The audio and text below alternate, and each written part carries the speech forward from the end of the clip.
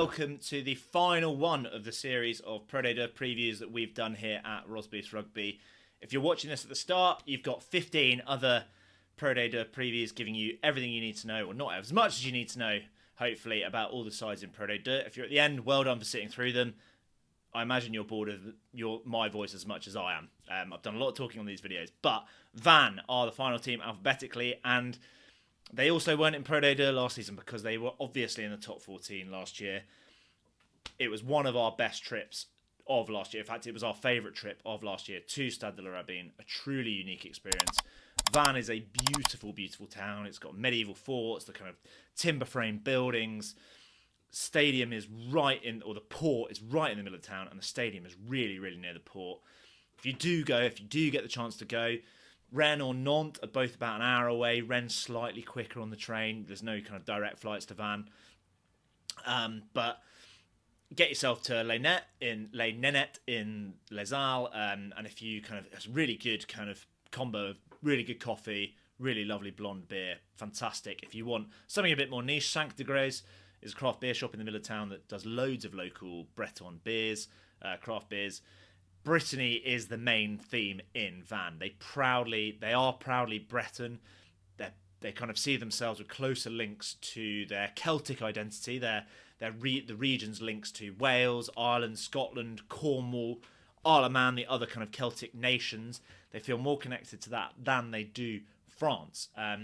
Really, really interesting story. You probably knew all of that from their time in the top 14 with the bagpipes and their pre-game anthem that sounds like Land of My Fathers. As they were in the top 14 last year, they were relegated. They did finish bottom and automatically relegated, but it took them till the last game to do so, which exceeded a lot of people's expectations.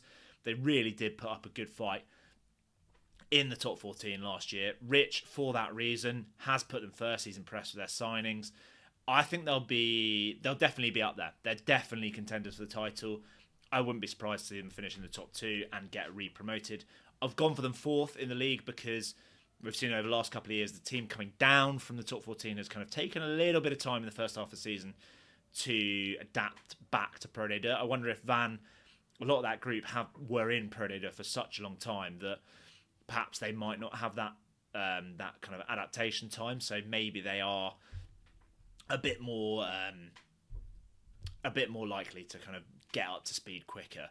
Their game plan last year, it felt a lot like it was related to where they were in top 14.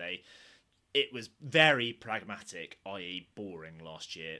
It was more expansive in Pro Day the previous year. Hard to know whether last year was kind of how they're going to play, or it was just down to the tight budgets and trying to adjust and trying to stay in the top 14 for as long as possible and stay in the games. But we did see a very, very physical game plan with Maxime Lafarge. He was their main man. He only missed one game last season. Directed them around the park with their kicking game. A really accurate goal kicker as well. The couple of revelations from their signings that we did not expect last season were Mako Vinopola. Might seem lazy or parochial for us to call him out, but Mako was genuinely brilliant in the top 14 last year for Van. His scrummaging was as good as it's ever been, and he made our team of the season as loose head prop. Another one from a relegated side. We had 2 players in our team of the season from the relegated side, from the bottom side. Francis Saili. They were a completely different side without him in it. Instrumental in getting them over the game time. Just created so much. So key to their go forward and creativity. They had so many unsung heroes, warriors in that Van side last year. Francisco Gorison played more minutes than any other player in the top 14 last year. He was an absolute warrior, their captain. So much dirty work around the park. Inspirational leader. A guy I really liked last year was Fabrice Metz. I think he was once capped for France, former Po man. Massive lump in the second row. Brings loads of experience. And you always see him right in the middle of the mauls. And I love that when you get a second rower that's just big and you always see him right in the mixer in the maul. And then another player that's kind of had a bit of certainly a long career, but Sione Kalamafoni played the 8th highest amount of minutes in the top 14 last season. Leicester and Gloucester fans remember his sheer work rate, and I'm a Leicester fan, and I didn't really rate him that much. He had brilliant work rate, but he didn't have that much impact. But his carrying at Van and in France seems way more physical than it ever was in his time in England. So he's made some really good changes, clearly. They've got some really good, talented youngsters as well. Robin Takola played a decent amount of top 14 games last season. You may have seen him in the under-20s as well. He was man of the match against Wales, I think, in the Six Nations. Rolls Royce of an outside centre. He's wiry but deceptively powerful both sides of the ball. I think that's the one thing that stood out to us when we were at the Rabin, was how physical he was both sides of the ball for someone of his frame. Another youngster I want to call out is Jean Courtemanach. Old school French 10. Doesn't look the most athletic, but a beautiful kicking and distribution game. Kind of like a young Camille Lopez, if you like. One thing that we are really impressed with Van is their signings, and that is why Rich thinks they could be going straight back up. They're very Vanny, for want of a better term, but Dave Cherry, a fantastic tight hooker at line-out time and scrum time. He's the current starting Scotland hooker, for God's sake. Like, that's a great signing for anyone, especially for Van's game plan, and expect him to score plenty of the tries off the back of mauls. Nick Shonner, renowned for his scrummaging in his time in England, had a year in Japan. Be interesting to see how he goes back in the big leagues, as it were, a bit more physical league. Feels like a really good pickup for Van and their game plan. Anthony Boutier is a player that is a really interesting one for me, and key to them developing that game, maybe, because he returns to the club where he made his professional debut, and he left them only a year before he got capped by France to go to Montpellier. He's still got a huge boot. He played a lot at 10 last season, at the back end of last season when Stuart Hogg got injured at Montpellier. Looked as composed as ever, great playmaker. I imagine he'll play 15, go back to playing 15, and give a kind of second outlet for Maxime Lafarge, and hopefully their game will become a bit more expansive. Another one, Mikel Alania, starting scrum half at times for Georgia. Michael Ruru was brilliant at 9 for Van last year. He was one of their key players. They were a different side with him in it. But it'll be interesting to see how much he plays as he's getting a little bit old. Feels like Alania is the long-term option for Van. Talking of 9, Stephen Varney, they do lose. He got a decent amount of game time when Michael Ruru was injured, and he rediscovered his best form after joining halfway through the season.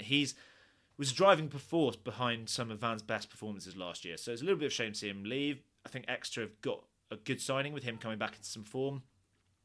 But a couple of X-Factor players and two of their big try scorers last year have also gone. So Leslie Rayasi was an absolute X-Factor player on the wing, pulled off some magical moments. The fact he's been picked up by Union Bordeaux-Bègles, aside with some of the best wingers in the world, tells you all you need to know about what Van will miss in losing him. An interesting one, Thomas McCorey made the shortlist for top 14 team of the season at Loosehead Prop. Try-scoring Loosehead. He scored 9 tries in 19 games, only 7 starts. Shows how dynamic he is, but he wasn't the first choice Loosehead. Mako Vunapela was definitely the better Loosehead. Shows that he's gone to Lyon, which shows that he's a player of immense talent. Shame for him to go, but he definitely deserves another shot at top 14, and he is mentioned as someone that might get a shout at the France squad as well, which would be interesting to see. You know, he's a young Loosehead. We'd love to see young Looseheads coming through. So, Van, generally decent transfer window. They lose a few X-Factor players, but they've made some real good signings. Be interesting to see their game plan.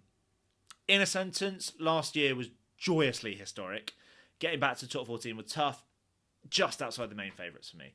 But let us know what you think. Hopefully you guys would have seen Van a lot. They were on Premier Sports plenty during the season last year. They are also the first game of FR UK's live coverage for free on YouTube in the UK and Ireland, so check that out.